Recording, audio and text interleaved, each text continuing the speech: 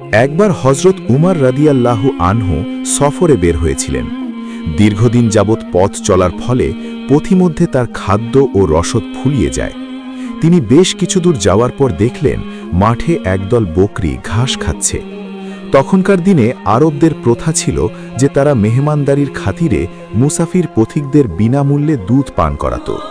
সেই মতে তিনি রাখালের কাছে গিয়ে বললেন, ভাই, আমি তো মুসাফির, আমার খাদ্য রসদ ফুরিয়ে গেছে, তাই তুমি আমাকে তোমার বকরির একটু দুধ পান করাও।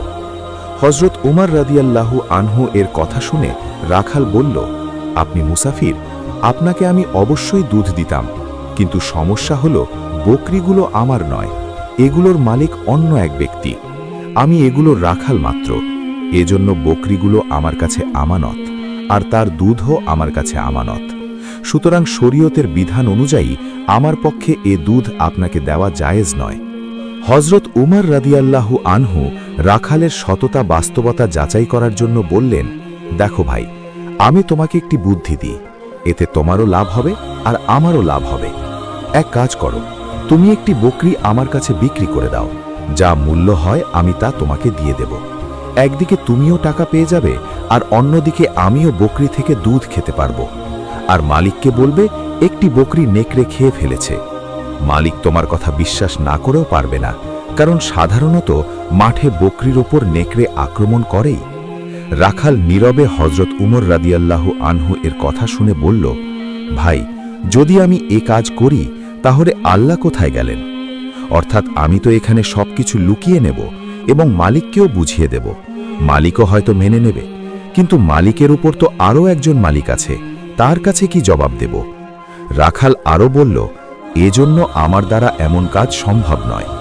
হজরত উমর রাদিয়াল্লাহু আনহু প্রকৃতপক্ষে রাখালের সততা যাচাই করেছিলেন। যখন রাখালের মাঝে পূর্ণ সততা পেলেন, তখন বললেন, যতক্ষণ পর্যন্ত তোমার মতো মানুষ এ পৃথিবীর বুকে বেঁচে থাকবে, ততক্ষণ পর্যন্ত কোনো জালিম অন্য লোকের উপর জুলুম করতে পারবে না।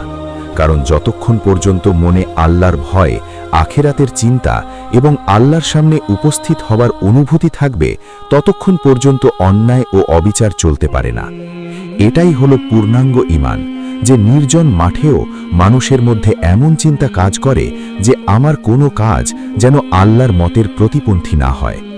এটা ইসলামের সবচেয়ে গুরুত্বপূর্ণ শিক্ষা, যা ব্যতীত প্রকৃত মুমিন হওয়া সম্ভব নয়। হাদিস শরীফে নবী করিম সাল্লাল্লাহু আলাইহি ওয়াসাল্লাম ইরশাদ করেছেন, যার মধ্যে আমানতদারি নেই তার ঈমান নেই। বন্ধুরা, কেমন লাগলো আমাদের আজকের এই শিক্ষণীয় ঘটনাটি? আমাদের কমেন্ট করে অবশ্যই জানাবেন। আজ তাহলে এ পর্যন্তই। আপনারা ভালো থাকবেন, সুস্থ থাকবেন।